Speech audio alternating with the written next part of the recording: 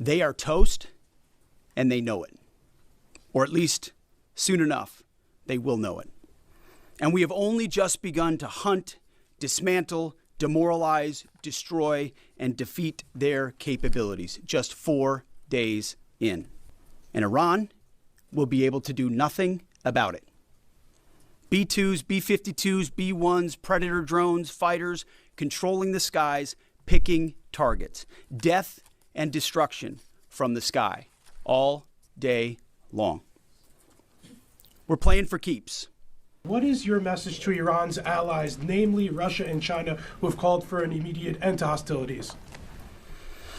I don't have a message for them, and they're not really a factor here. And our issue is not with them, it's with the nuclear ambitions of Iran. I stand before you today with one unmistakable message about Operation Epic Fury. America is winning, decisively, devastatingly, and without mercy. Under the direct command of President Trump, the War Department unleashed this operation early Saturday morning, just 4 days ago, which means we need to remember two things. First, we are only 4 days into this. Metrics are shifting, dust is settling, and more forces are arriving. It's very early. And as President Trump has said, we will take all the time we need to make sure that we succeed. Second, we are only 4 days into this, and the results have been incredible. Historic, really. Only the United States of America could lead this, only us. But when you add the Israeli Defense Forces, a devastatingly capable force, the combination is sheer destruction for our radical Islamist Iranian adversaries. They are toast, and they know it. Or at least, soon enough, they will know it. And we have only just begun to hunt, dismantle, demoralize, destroy, and defeat their capabilities, just 4 days in. Starting last night and to be completed in a few days, in under a week, the two most powerful air forces in the world will have complete control of Iranian skies, uncontested airspace. I hope all the folks watching understand what uncontested airspace and complete control means. It means we will fly all day, all night, day and night, finding, fixing, and finishing the missiles and defense industrial base of the Iranian military, finding and fixing their leaders and their military leaders, flying over Tehran, flying over Iran, flying over their capital, flying over the IRGC, Iranian leaders looking up and seeing only U.S. and Israeli air power every minute of every day until we decide it's over. And Iran will be able to do nothing about it. B-2s, B-52s, B-1s, Predator drones, fighters, controlling the skies, picking targets. Death and destruction from the sky, all day long. We're playing for keeps. Our warfighters have maximum authorities granted personally by the president and yours truly. Our rules of engagement are bold, precise, and designed to unleash American power, not shackle it. This was never meant to be a fair fight, and it is not a fair fight. We are punching them while they're down, which is exactly how it should be. Thus far, Operation Epic Fury has delivered twice the air power of shock and awe of Iraq in 2003, minus Paul Bremer and the nation building. The campaign has 7 times the intensity of Israel's previous operations against Iran during the 12-day war, 7 times. And as President Trump said, more and larger waves are coming. We are just getting started. We are accelerating, not decelerating. Iran's capabilities are evaporating by the hour, while American strength grows fiercer, smarter, and utterly dominant. More bombers and more fighters are arriving just today. And now, with complete control of the skies, we will be using 500-pound, 1,000-pound, and 2,000-pound GPS and laser-guided precision gravity bombs of which we have a nearly unlimited stockpile. We used more exquisite standoff munitions at the start, but no longer need to. Our stockpiles of those, as well as Patriots, remains extremely strong. The enemy can no longer shoot the volume of missiles they once did, not even close. And the chairman will lay out some of those percentages. So our air defenses and that of our allies have plenty of runway. We can sustain this fight easily for as long as we need to. And as I said yesterday, we set the terms. Now, you may not see much of it because the IRGC shut off the internet to the entirety of the country. They blind their people on purpose, just like they kill their own on purpose. Much was made of the volume of missiles Iran was able to shoot in the first few days. And sadly, as we projected, a few got through and killed 6 of our best, who will hopefully arrive home soon. We will avenge them, no doubt. But I liken Iran's predicament to a football team who scripted the first 20 plays of a game. The team knew what plays to run because their first few drives were scripted. But now that the game has started and the blitz is on, they don't know what plays to call, let alone how to get in the huddle and call those plays. Iran's senior leaders are dead. The so-called governing council that might have selected a successor, dead, missing, or cowering in bunkers, too terrified to even occupy the same room. Senior generals, mid-level officers, enlisted ranks, they can't talk or communicate, let alone mount a coordinated and sustained offensive. That's not great for morale. The Iranian Air Force is no more, built for 1996, destroyed in 2026. The Iranian Navy rests at the bottom of the Persian Gulf.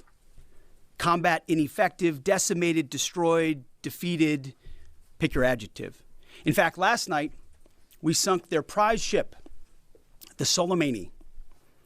Looks like POTUS got him twice. Their Navy, not a factor. Pick your adjective, it is no more. In fact, yesterday, in the Indian Ocean, and we'll play it on the screen there, an American submarine sunk an Iranian warship that thought it was safe in international waters. Instead, it was sunk by a torpedo. Quiet death. The first sinking of an enemy ship by a torpedo since World War II. Like in that war, back when we were still the War Department, we are fighting to win. Also, yesterday, the leader of the unit who attempted to assassinate President Trump has been hunted down and killed. Iran tried to kill President Trump, and President Trump got the last laugh. Now, this is not a mission accomplished situation. This is simply a reality check. The combination of U.S. and Israeli intelligence and combat power will control Iran, and will control it soon. Sure, Iran will still be able to shoot some missiles and still be able to launch one-way attack drones at civilian targets, and their proxies will attempt to attack our embassies, bases, and soft targets.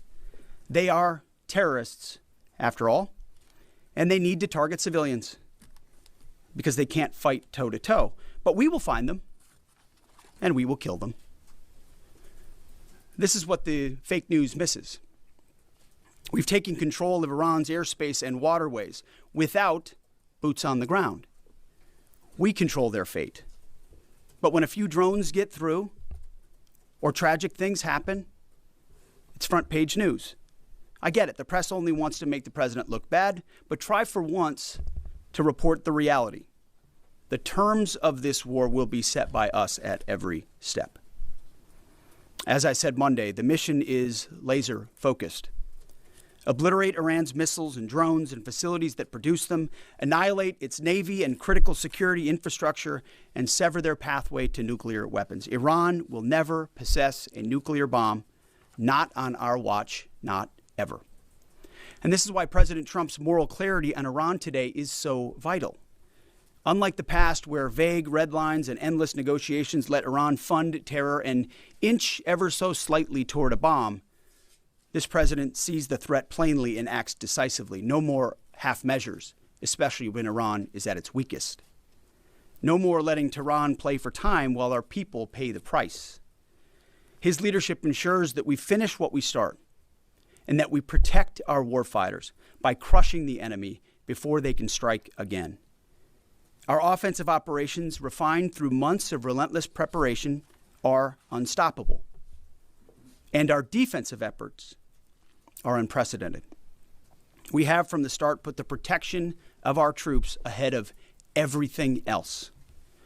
Before we very publicly built up offensive combat power, we quietly ensured that our defensive posture and power was in place. And as we built up offensive combat power, we moved the vast majority of American troops, over 90% of Americans that were on our bases, what we say off the X, out of the range of Iranian fire. Our defensive shield is equally formidable, the most sophisticated air and missile defense network ever fielded. Thousands of Iranian missiles and drones have been intercepted and vaporized. Tens of thousands of American and allied lives protected. We have pushed every counter-UAS system possible forward, sparing no expense or capability. And like I said, this does not mean we can stop everything, but we ensured that the maximum possible defense and maximum possible force protection was set up before we went on offense. In closing, as President Trump told German Chancellor Merz yesterday, Iran negotiated in bad faith, stalling, scheming, and preparing to strike. And we acted decisively to defend our people, our interests, and our allies. President Trump took bold action, putting America first, the kind of bold action that the American people elected him to execute. To our steadfast partner, Israel, your mission is being executed with unmatched skill and iron determination. Fighting shoulder to shoulder with such a capable ally is a true force multiplier and a breath of fresh air. We salute your courage and your contribution. 4 days in, we have only just begun to fight. America fights to win, and in Operation Epic Fury, we are.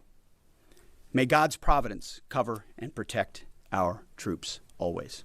Thank you, Secretary Hegseth. I had two questions. First, what is your message to Iran's allies, namely Russia and China, who have called for an immediate end to hostilities? I don't have a message for them, and they're not really a factor here. And our issue is not with them, it's with the nuclear ambitions of Iran. Absolutely. And are any so-called fully autonomous weapons or other AI tools being used in Operation Epic Fury? We've got a lot of autonomous systems, or systems that drones and others incorporated with smart AI aspects to them, but a lot of which I can't talk about here.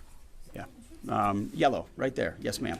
Thank you very much, Mr. Secretary. As you know, China is accusing the United States of invading in Iran, a sovereign nation, and North Korea, which cooperate with Iran on nuclear development, has declared its commitment to protecting Iran. What is the United States' strategic response to this? And I have a second one. How many allies join with the United States to fighting against Iran? Do you have any number? Well, I think what you're seeing right now is a response in the region to the belligerence of Iran and the willingness of them to target civilian airports, civilian hotels, civilian locations, civilian oil infrastructure of their Gulf neighbors who would have preferred not to be in conflict, didn't want to, but now realize that this is something that has to be dealt with. So whether it's UAE or Qatar or Bahrain or Kuwait or Saudi, on different levels, they're reaching out to us, whether they're going on offense, which they are, whether they're giving us additional access basing and overflight. We're working very closely and collaborating with them. Also on air defenses. The air defense capabilities of those countries are significant, and when combined with ours and we coordinate, it brings simplicity to the shot doctrine, so we make sure we're using less munitions but being more effective with what we shoot at. And as it pertains to other countries, I'll sort of give the same question. they don't really bear on the case of Iran. We're going to deal with Iran's nuclear ambitions, and that'll send plenty of signals in the process.